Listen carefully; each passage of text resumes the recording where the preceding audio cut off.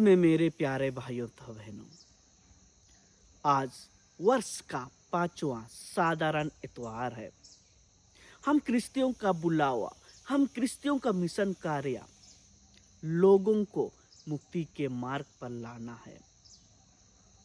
आज के दिव्य वचनों में हम लोग देखते हैं प्रभु यीशु पेतरुस को गहरे पानी में ले जाकर जाल डालने को कहते हैं, और जब वह ऐसा करता है तो पूरी जाल मछलियों से भर जाती है। ये जो समुद्र है, ये दुनिया है। मछलियों को जब हम लोग देखते हैं, रंग बिरंगे, छोटे बड़े, कमजोर, ताकतवर, और ये जो मछलियां हैं, हम मानव हैं। हम मानव भी उसी प्रकार के हैं, छोटे बड़े, अलग अलग रंग के, बुद्धिमान, कमजोर। जी हाँ मेरे प्यारे भाइयों तथा बहनों, जब हम लोग प्रभु यीशु और पेतरुस के बारे में मनन चिंतन करते हैं तो दोनों एक दूसरे को नहीं पहचानते हैं, दोनों एक दूसरे से अनजान रहते हैं, दोनों अपना अपना काम करते रहते हैं।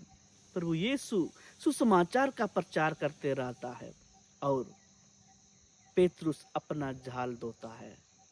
जी हाँ मेरे प्यारे भाइयों तथा बहनों, झील के किनारे जब प्रभु यीशु सुसमाचार का प्रचार कर रहे थे, लोग उन पर गिरे पड़े थे, इसीलिए उसे एक नाव की जरूरत थी, और वहां पर पेतरुस का नाव था। और उससे मांगते हैं, जब प्रभु यीशु नाव में बैठकर सुसमाचार का प्रचार कर रहा था तो पेतरुस नाव को खे रहे थे और उनके वचनों को सुन रहे थे, उनके शब्दों को सुन रहे थे, और वह बहुत प्रभावित हुए और वह प्रभु में विश्वास करने लगे थे। जी हाँ मेरे प्यारे भाइयों तथा बहनों, इसीलिए जब प्रभु यीशु पेतरुस को गहरे पानी में ले जाकर जाल डालने के लिए कहता है तो पेतरुस कहता है, गुरुवर, हमने रात भर मेहनत किया लेकिन हमने कुछ नहीं पकड़ा, लेकिन आपके कहने पर हम जाल को डालते हैं।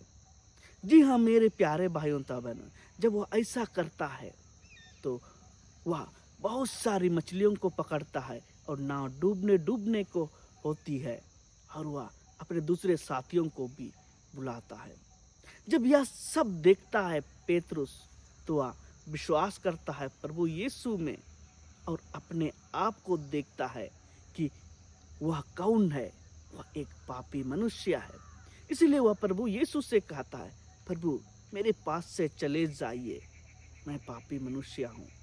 पेतरुस अपने आप को इस योग्य भी नहीं समझता है कि वह प्रभु के सामने खड़े हो, प्रभु के साथ रह सके।